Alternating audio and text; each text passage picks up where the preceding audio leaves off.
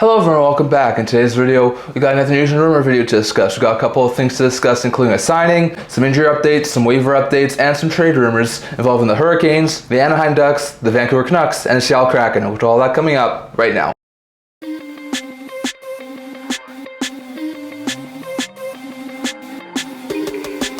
Hello everyone, welcome back to another video here at the Intent Hockey channel. Now before I get into this video, don't forget to like this video and subscribe down below. Thank you for all of your support. We'd never be able to do this without all of you guys, so if you haven't already, don't forget the subscribe button down below and leave a comment down in the comment section below so you can always listen to this video. We'd love to hear your thoughts on all that was discussed here today. So in this video, we've got an interesting one. We're going to start off with a couple of signings like we usually do. There was one signing from our past couple days. There was another Vegas Golden Knights extension. It's the fourth in-season extension the Golden Knights have made this year. They just want to get all their business done before the offseason hits. This one is an interesting one with another bottom six forward, as young bottom six forward Keegan Kolesar, who's in the final year of a 3-year deal with an AAV of $1.4 million, has signed a 3-year extension with an AAV of $2.5 million. So the exact same AAV as Howden, just 2 years less. So that's a pretty good pickup there for the Knights. Kolesar has worked out phenomenally ever since being acquired in their expansion year in a trade from Columbus. He's worked out fantastically for the Knights. His career high came a couple of years ago in the 21-22 season, putting up 24 points. So far this year, he's one shy of a career high in goals with 7 goals and also has 11 points in 29 games. He's been a fantastic fourth or third line forward for the Vegas Golden Knights. 2.5, just like Howden, might be a little bit too much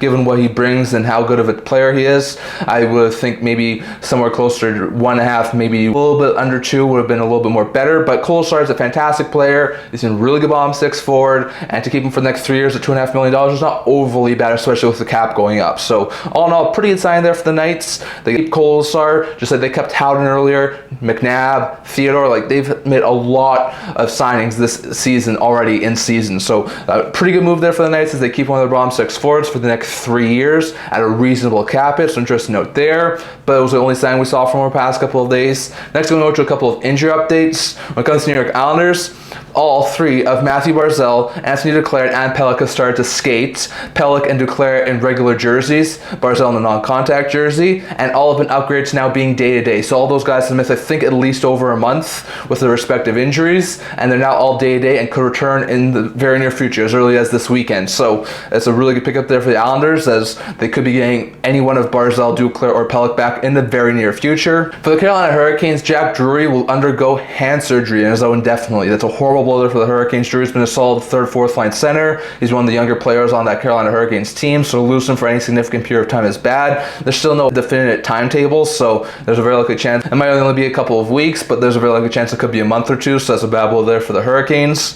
JT Miller was activated off of non-roster and got back into game action on Thursday after he missed 10 games due to personal reasons, so really great news there for the Canucks as he got Miller back, and he was a big part of their win against Florida over on Thursday. Well, Derek Forbort was activated off of injury reserve and also returned to game action on Thursday after he missed a month and a half with a knee injury. So really great stuff there for the Canucks to see Forbort and Miller get back into game action over on Thursday after they both had extended leaves. So good news there. Trevor Zegras has had surgery to replace a torn meniscus. He's going to be out at least the next 6 weeks. That's a horrible blow there for the Ducks, as Zegras is going to be out for a long period of time. Probably won't be back until sometime late January, early February. Fabbri, though, has been activated for the Ducks and returned to game action on Thursday after missing just over a month with a knee injury. So we know it was a 4 to 6 week timeline for Fabbri, and he's only going to be out for just over a month, so that's really great news there, and Fabbri's gone back into game action for the Ducks.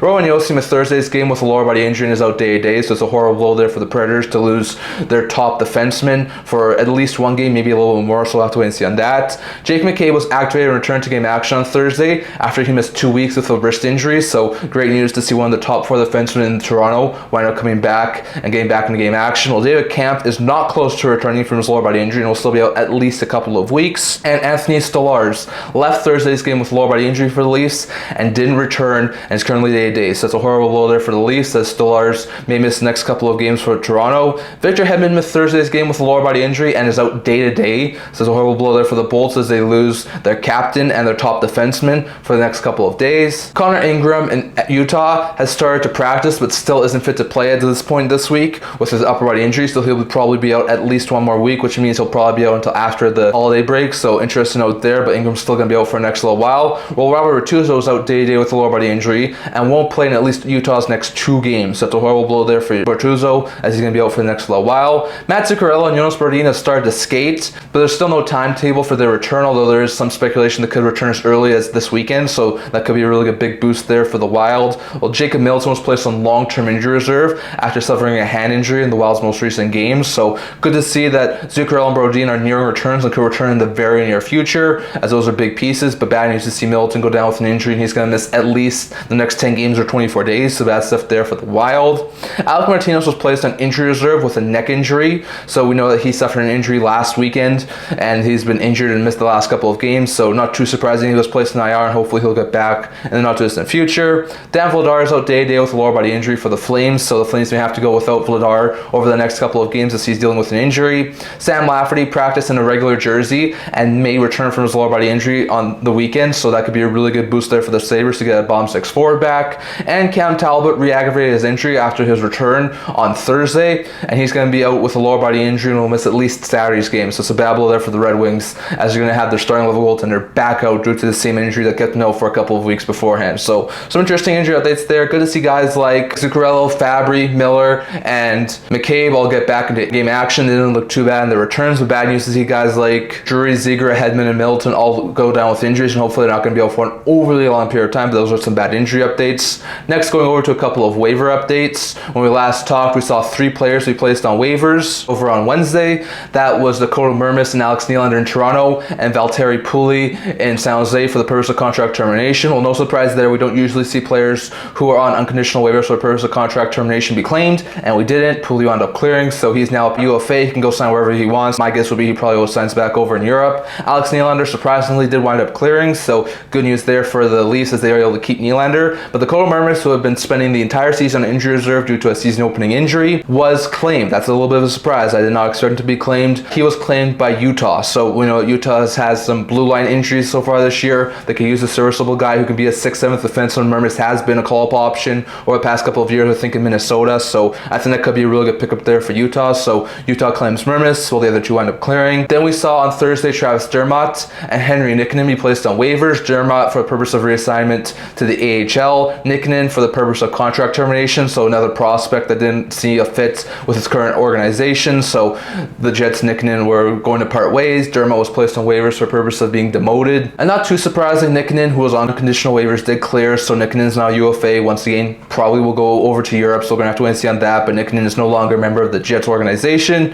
While Minnesota claimed Dermott, I'm a little bit surprised that Dermott was claimed. I thought he would probably clear, but he has been a solid third pair defenseman over the past couple of years at the NHL level, so if there was a team out there or 2 who could use some defensive help, I thought they could have tried to claim Dermott, and Minnesota does. We know that Brodin still might be out for the next couple of games, and Middleton just left with an injury, so they could have used some more defensive help, so instead of calling up one of their younger players, they're going to claim Dermott and hope that he can help in the short term, so that could be a really good pickup there. And then over on Friday, we saw Engvall and Wahlstrom be placed on waivers by the Islanders. Engvall's already been on waivers earlier this year. He was placed on waivers after he didn't make the team of training camp, but due to injuries, he got back into the lineup. Had been a solid bomb 6 forward, but now he's back on waivers. Wahlstrom is also on waivers. Now Wahlstrom has not been a very fantastic fit over the past couple of years, and even though he was a top first-round pick a couple of years back, he wasn't really fitting in overly well with the Islanders, but he does have really good potential, so I thought there could be a potentiality that a team or 2 could have claimed Wahlstrom. And when it comes to Engvall, he's got 6 years left at a $3 million cap hit. I don't think anyone's too crazy enough to take that sort of a cap hit on. So I was right about Engvall. No one claimed him. His cap hit's way too high, so he was clear waivers. He's sent back down to the AHL.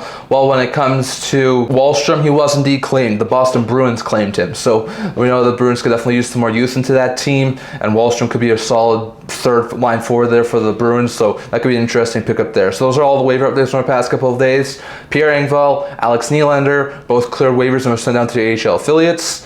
Henry Nikkanen and Valtteri Pulli both cleared unconditional waivers and had their contracts terminated, while Mermis by Utah, Dermott by Minnesota, and Wahlstrom by Boston were all claimed off of waivers. So some interesting waiver updates there, but 3 players were claimed off of waivers and 4 wound up clearing, so we'll have to wait and see on what happens next with the waiver updates, but those are all the waiver updates from our past couple of days. And lastly, going over to a couple of trade rumors. Now, when it comes to trade rumors, we have 4 things to talk about here. The first 2 are smaller things to talk about, not overly significant, but they are interesting. So first, we'll start with the Vancouver Canucks. According to not only Elliotte Friedman, but Rick Dhaliwal, who have both said basically the same things, the Canucks are are shopping offseason acquisition Vincent Desharnais. Now, Desharnais has not worked out overly well. They were hoping he could sort of be the Zuccarello replacement, a bigger type forward, mobile, can put up some offensive points at times, but he hasn't really worked out overly well. He's been a healthy scratch a couple of times, with Fabbri recently returning, Branson sort of surpassing him on the depth chart. They don't really need Desharnais anymore, and I think that they regret signing him to that 2-year deal with AV of $2 million. So they're obviously shopping him. I think there's a couple of teams out there who could really use a 6'7" defenseman who could be a really good pickup there for a team. I'm not exactly sure who would try and target Desharnais. I know that a couple of people have linked Edmonton and Toronto to Desharnais, given the fact that those two were interested in the offseason. So we're going to have to wait and see what happens there. But after a lot of healthy scratches this year and not fitting overly well in Vancouver, it sounds like Desharnais is being shopped and a very likely trade candidate for the Canucks. So we're going to have to wait and see on that. When it comes to the Seattle Kraken, another guy who's been on the block apparently is Will Borgen. Apparently his name's coming up in trade rumors, according to Elliotte Friedman, who's doing a radio hit somewhere. I can't remember exactly where it is, but he says that Borgen's name is coming up. Borgen's definitely had his ice time lessened after Riker Evans has surpassed him in the depth charts, with Brandon Montour now being there. He really has a diminished role and is not getting as many minutes as he did last year. So with that, coupled with the fact that he's a pending UFA, there are a couple of teams out there who may try and acquire to see if they can get Borgen from Seattle. Now, Borgen was an original expansion pick from the Seattle Kraken, so if they were to move on from him, I think they want some sort of a decent return. So we're gonna have to wait and see what happens there, but it sounds like Borgen might be a trade chip there for the Kraken. Like I said, it's just due to the fact that he has less minutes and is pending UFA, but the Kraken are a team who is still in the hunt for a playoff spot. So would they move Borgen if they were hovering around the playoff mark? I'm not exactly sure. It also depends on the return they'll be able to get, but Borgen's a bigger type defenseman. He can play on the third pair. He can put up some offensive numbers, but he's more of a defensive-minded defenseman. I think is more suited to be a defensive role. So we're gonna have to wait and see what happens there. But Borgen is a name that seems to be coming up a little bit recently, and according to Elliotte Friedman, he could be a trade chip with him being UFA and having diminished minutes. So we're gonna have to wait and see on that. When it comes to the Anaheim Ducks, I know recently in a video a couple of days ago, I talked about how the Ducks could wind up flipping Jacob Trouba after acquiring him from the New York Rangers, and there's a very likely chance that he could be flipped back to the East. Well, maybe not so fast. According to Nick Kypros of Sportsnet, he thinks that the Ducks see the 30-year-old as a leader of the team heading into the future, might be explaining why they moved on from Cam Fowler earlier today. And he says that there's a very likely chance that Trouba not only stays here in Anaheim beyond the trade deadline, but also that he winds up maybe signing an extension. It's a possibility. It's not a guarantee by any means, but it's a possibility. They're already exploring the option, according to Kypros, of extending him when the time comes next year. And so long as it's a little bit of a better contract than it is right now for Trouba, I think they'd be open to it. Trouba's a decent leader, and for a younger blue line that has guys like Mintyukov, Zellweger, Helleson, and a couple of other younger players, they could definitely use a veteran leader. They just traded away Fowler, so the biggest veteran leader on that team would be Trouba, and he knows how to win. He's been with the Rangers for a couple of years now. He helped them get to the Eastern Conference Final 2 out of the last 3 years, so he knows what it takes to be on a solid playoff team, and I think that could be a really good boost there for some of the younger guys. So hold your horses on the potential of Trouba being flipped at the deadline. It seems like the Ducks may value his leadership over him being flipped as a potential asset, and it seems that they'd be open to extending him to keep him along with some of their younger players. So we're going to have to wait and see on that. No guarantees, of course, that Trouba winds up staying. There's a very lucky chance he may want to test the free agent market in 2 years' time, and he winds up leaving as a free agent, or the Ducks do wind up trading him. So we're going to have to wait and see on that. But according to Nick Kypros, he says that the Ducks do value the leadership that Trouba can bring, and that there's a very likely chance that Trouba might stay and extend at some point in Anaheim rather than getting moved. So we're going to have to wait and see on that. And lastly, going over to the Carolina Hurricanes. Pierre Lebrun recently did an article talking about 4 potential goaltenders the Hurricanes could pursue. Now, we talked about this in our last video. The Hurricanes missed out on the opportunity to acquire Mackenzie Blackwood. He was a fantastic goaltender, but the Avalanche beat the Hurricanes to it. The Hurricanes couldn't pull off a deal in time to get Blackwood before the Colorado Avalanche did. So there's a couple of other options there for the Hurricanes. Pierre Lebrun, who was on TSN Insider Trading, recently talked about this, and he says that there are 4 options the Hurricanes could go after that he sees. That's Dan Vladar in Calgary, that's Anton Forsberg in Ottawa, that's Kirill Vejmelka in Utah, and that's John Gibson in Anaheim. Now, when it comes to 3 of the 4 of them, they're all in the final year of their deals, and they're all on teams who are contending for playoff spots. Vejmelka's been a fantastic 1B to Ingram. Now, he's currently the starter with Ingram injured, but Vejmelka's been fantastic, and Utah's in the dead heat of a playoff run. Same thing with Calgary down Vladar. Vladar's been a fantastic goaltender to start the year, but once again, the Flames are currently just out of a playoff spot, so they're not going to trade Vladar anytime soon at least. When it comes to Ottawa and Anton Forsberg, he's been an okay backup, not the best of backups, but he's a solid backup goaltender, and once again, Sens are, after a surge in late November, early December, back in the playoff race. It says when it comes to Gibson, he's the only one that's a little bit different. He's got term on his contract, he's got bigger cap hits, and he's on a team where the Ducks are not going to be a team contending for playoff spots this year. So there's a real good chance that Gibson might be the most likely of those options if they can find some way to make it work cap-wise. He says that they at least need some sort of a stopgap option to help stabilize the nets with Kochetkov until Anderson gets back. Like I said, it might make more sense for them to just try and go after a starting level goaltender like a Gibson, move on from Anderson given his injury history, and just try and get a new goaltender integrated in there. So we're going to have to wait and see what happens there. I think it makes a lot of sense for Carolina to go after Gibson, just given how well of a goaltender Gibson could be in Carolina. When it comes to short stopgap options, I could see Vladar, Vladar, or Forsberg be something of interest to the Carolina Hurricanes. I think Vladar would be a fantastic 1A goaltender for them. I think Vladar would be fantastic, but with the way Utah's playing right now, I don't see him moving him. I could see Vladar be moved eventually. Same thing with Ottawa. I don't see him moving Forsberg at this point in time. Maybe get it closer to deadline. It's quite possible, but I don't see Forsberg or Vladar getting moved. I could see Vladar get moved, but it's going to be later on into the season. I think if they were to go after any one of these 4 goaltenders, it might make most sense to go after Gibson, maybe making the new starter. So we're going to have to wait and see on that. But that's all I want to talk for today. I'd love to hear your guys' thoughts on all this down in the comment section below. What do you think? Do the Hurricanes make a goaltending move? And if so, could Gibson, Vladar, Forsberg, or Vladar be some of the ones that they target? Do you think that the Anaheim Ducks keep Trouba and maybe extend him next offseason instead of flipping him at the deadline this year? Do you think that the Kraken will wind up moving for Will Borgen? And if so, what sort of return could they get for him? Do you think the Canucks wind up moving Vincent Desharnais? And if so, what sort of return do you think they could get for him? Definitely love to get your thoughts on all that. Plus the waiver updates, injury updates, and the Kolesar signing down in the comment section below. That's all I want to talk for today. If you like this video, if you'd like to subscribe down below. Thank you for all your support. We're now to love you guys. So if you haven't already, don't forget to subscribe button down below. Don't forget to comment down in the comment section below. So this is discussing this video. Also the blog to make news, rumors, analysis. So for that, so check that out. Leave links in the description below. And can't wait to see you guys all for next video. See you guys soon.